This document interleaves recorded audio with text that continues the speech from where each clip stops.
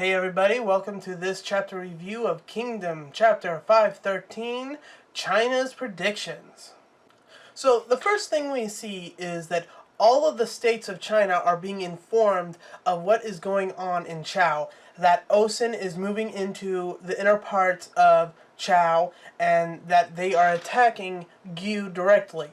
And we see the title of this chapter, China's Predictions, reflected in Gohomi's and Karin's predictions that Osun will fail, that there is no chance, it's too well defended, they will never be able to take the city of Gu. And because of their predictions, both Gohomi and Karin are planning attacks on Qin after they believe the Osun army will be destroyed. I do think it's interesting how Karin has a full understanding of the chessboard that is China, that she is able to predict that Wei is going to attack Qin, which she is correct, that we see just beforehand that Gohomi is planning an attack, and Karin plans to take advantage. I'd like to make a quick note that I believe Turnip Farmers made a translation error in the Gohomi scene where he's planning the attack on Qin. Here's a little box. It says that will we push through the Tao army ahead and collapse onto the lands of Qin? And I believe it meant to say, we will push through the Tao army ahead of us and collapse onto the lands of Qin instead.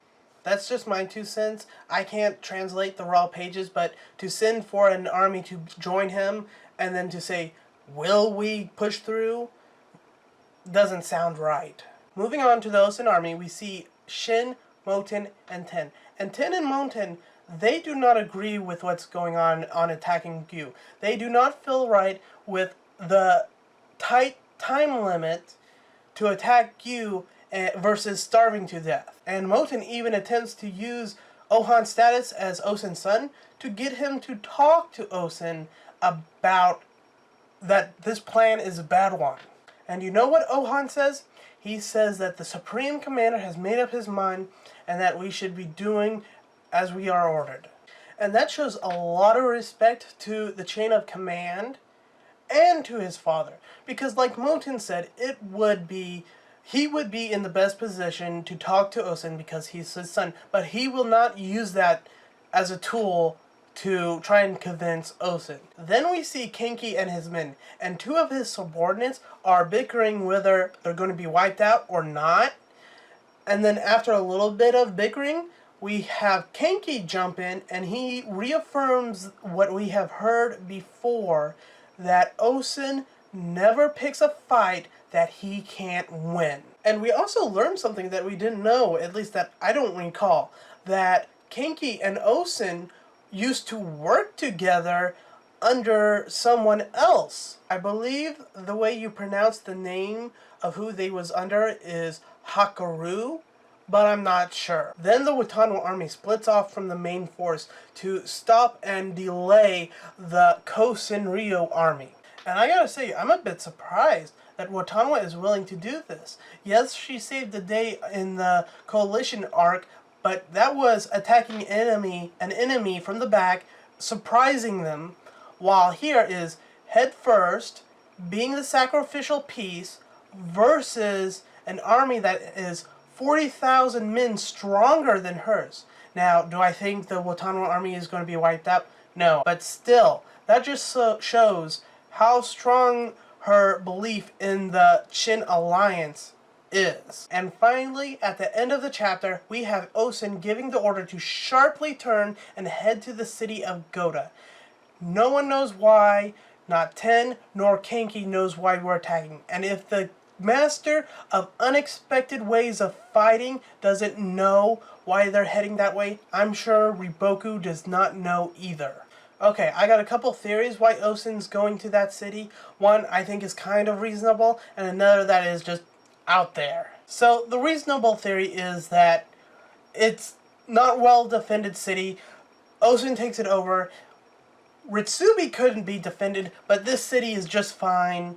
We fortify it, and this will be the city that we defend.